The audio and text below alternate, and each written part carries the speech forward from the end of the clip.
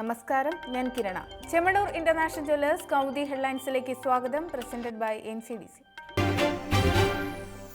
മുഖം മാറുന്ന ഹൃദയഭൂമി.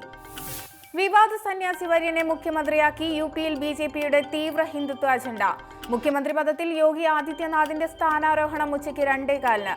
ലക്നൌവിലെ സത്യപ്രതിജ്ഞാ ചടങ്ങിന് പ്രധാനമന്ത്രി നരേന്ദ്രമോദിയും പാർട്ടി അധ്യക്ഷൻ അമിത്ഷായും കേന്ദ്രമന്ത്രിമാരും. ക്ലൈമാക്സ് രംഗം വരെ പേരുകൾ മാറിമറിഞ്ഞ ഉത്തർപ്രദേശ് നാടകത്തിൽ ഗോരഖ്പൂർ MP യോഗി ആദിത്യനാഥിന് നറുക്കുവീണത് അവസാന നിമിഷം.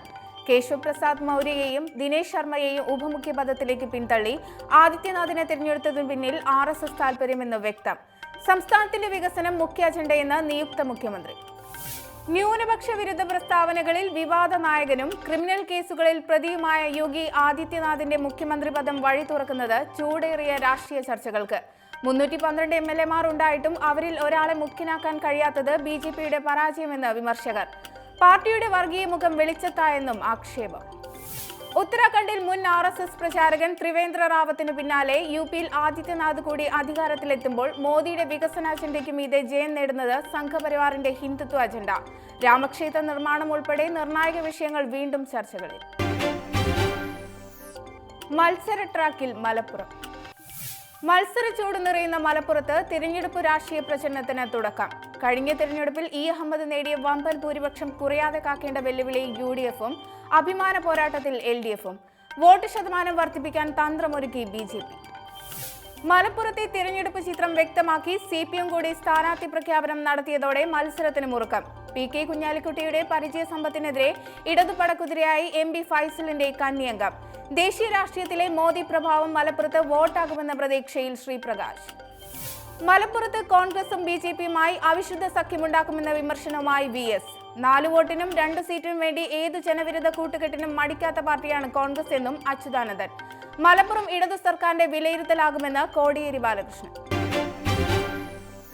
കാരുണ്യയിൽ ക്ലീൻ ചീറ്റ്. കാരുണ്യ ചികിത്സാ പദ്ധതി ക്രമക്കേടിൽ KM മാണിക്കും ഉമ്മൻചാണ്ടിക്കും വിജിലൻസിന്റെ ക്ലീൻ ചീറ്റ്. പദ്ധതി നടത്തിപ്പുമായി ബന്ധപ്പെട്ട് ഇരുവരും അഴിമതി നടത്തിയതായി കണ്ടെത്താനായില്ലെന്ന് അന്വേഷണ സംഘത്തിന്റെ റിപ്പോർട്ട്. എന്നാൽ 5000 രൂപയ്ക്ക് താഴെയുള്ള ചികിത്സാ സഹായം ഇടനിലക്കാർ ചൂഷണം ചെയ്തെന്നും കോടതിയിൽ സമർപ്പിച്ച റിപ്പോർട്ടിൽ പരാമർശം. ലോട്ടറി നടത്തിപ്പിൽ ക്രമക്കേട് നടന്നുവെന്ന പരാതിയിൽ പ്രാഥമിക അന്വേഷണത്തിന് ഉത്തരവിട്ടത് മാണിക്കും ഉമ്മൻചാണ്ടിക്കും പുറമെ KM എബ്രഹാമിനും മുൻ ലോട്ടറി ഡയറക്ടർക്കുമെതിരെ. കാരുണ്യ ലോട്ടറി വഴി സർക്കാരിന് കോടികളുടെ വരുമാനം ലഭിച്ചെങ്കിലും രോഗികൾക്ക് അതിന്റെ പ്രയോജനം കിട്ടിയില്ല എന്നായിരുന്നു ആരോപണം. പുരോഹിതരെ നാട്ടിലെത്തിക്കും. കറാച്ചിയിൽ നിന്ന് കാണാതായ മുസ്ലിം പുരോഹിതരെ നാളെ ഇന്ത്യയിലെത്തിക്കും. ഡൽഹി നിസാമുദ്ദീൻ ദർഗയിലെ മുഖ്യ പുരോഹിതൻ സയ്യിദ് ആസിഫ് അലി നിസാമി, ബന്ധു നസീം നിസാമി എന്നിവരുമായി നേരിട്ട് സംസാരിച്ചെന്ന് വിദേശകാര്യമന്ത്രി സുഷമ സ്വരാജ്. സൂഫി ദേവാലയം സന്ദർശിക്കാനായി പാകിസ്ഥാനിലെത്തിയ ഇരുവരെയും ലാഹോർ വിമാനത്താവളത്തിൽ നിന്ന് കാണാതാവുന്നത് മാർച്ച് 15-ന്. പുരോഹിതരെ പാക് രഹസ്യാന്വേഷണ ഏജൻസി കസ്റ്റഡിയിലെടുത്തതാണെന്നും റിപ്പോർട്ടുകളുണ്ട്.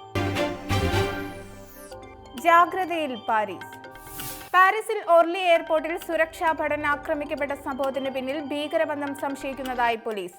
വിമാനത്താവളത്തിൽ വെടിയുതിർത്ത് 2 മണിക്കൂറോളം ഭീകരാന്തരീക്ഷം സൃഷ്ടിച്ച അക്രമി പിന്നീട് സുരക്ഷാ സൈനികരുടെ വെടിവയ്പിൽ കൊല്ലപ്പെടുകയായിരുന്നു. പാരീസിലെങ്ങും കനത്ത ജാഗ്രത.